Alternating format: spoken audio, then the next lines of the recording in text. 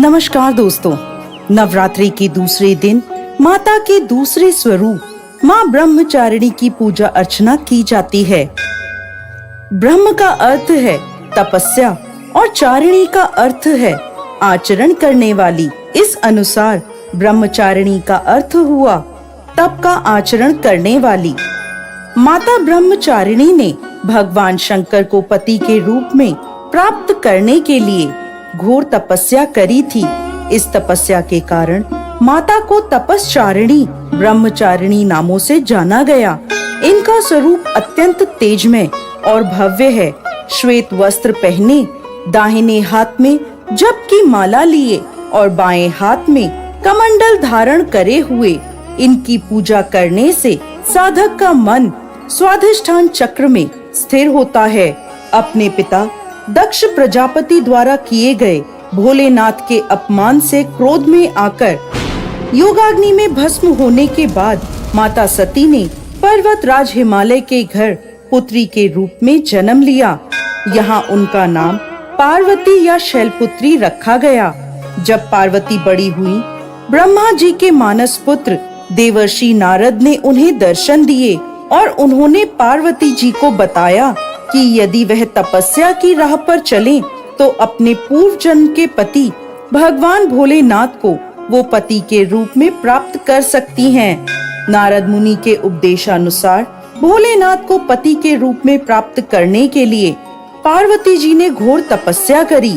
उन्होंने 1000 सालों तक केवल फल और फूल खाकर तपस्या करी। फिर 100 सालों तक केवल साग खाया।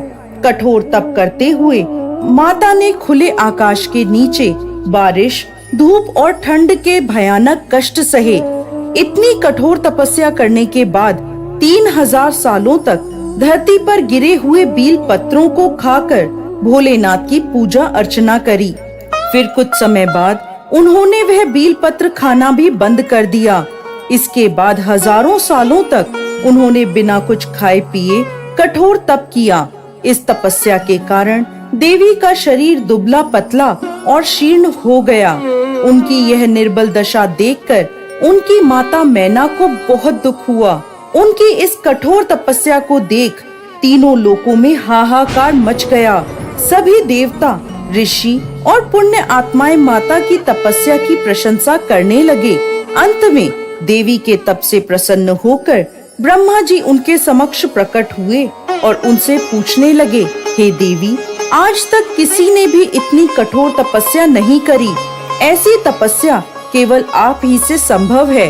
आपकी इस परम पवित्र और अलौकिक तपस्या की चर्चा चारों दिशाओं में हो रही है। आपकी मनोकामना अवश्य पूरी होगी। आपका विवाह भगवान शिव शंकर से ही होगा और वही आपको पति रूप में प्राप्त होंगे। अब आप इस तपस्या को खत्म करें और अपने घर लौट जाएं। आपके पिता आपको लेने आ रहे हैं। इसके बाद माता ने तपस्या खत्म करी और अपने पिता के साथ अपने घर लौट आईं। और कुछ समय बाद भोलेनाथ ने माता पार्वती को अपनी पत्नी के रूप में स्वीकार किया। लंबे समय तक कठोर तप करने के कारण ब्रह्मा जी ने माता पार्वती को नाम दिया ब्रह्मचारिणी। इस दिन विधि विधान से माँ ब्रह्मचारिणी की पूजा अर्चना करने से सभी मनोकामनाएं पूरी होती हैं और विशेष फल की प्राप्ति होती है। इनकी पूजा अर्चना से त्याग, संयम और सदाचार जैसे गुणों की प्राप्ति होती है। माँ ब्रह्मचारिणी की पूजा अर्चना से व्यक्ति को धैर्य प्राप्त होता है और विजय की प्राप्ति होती है।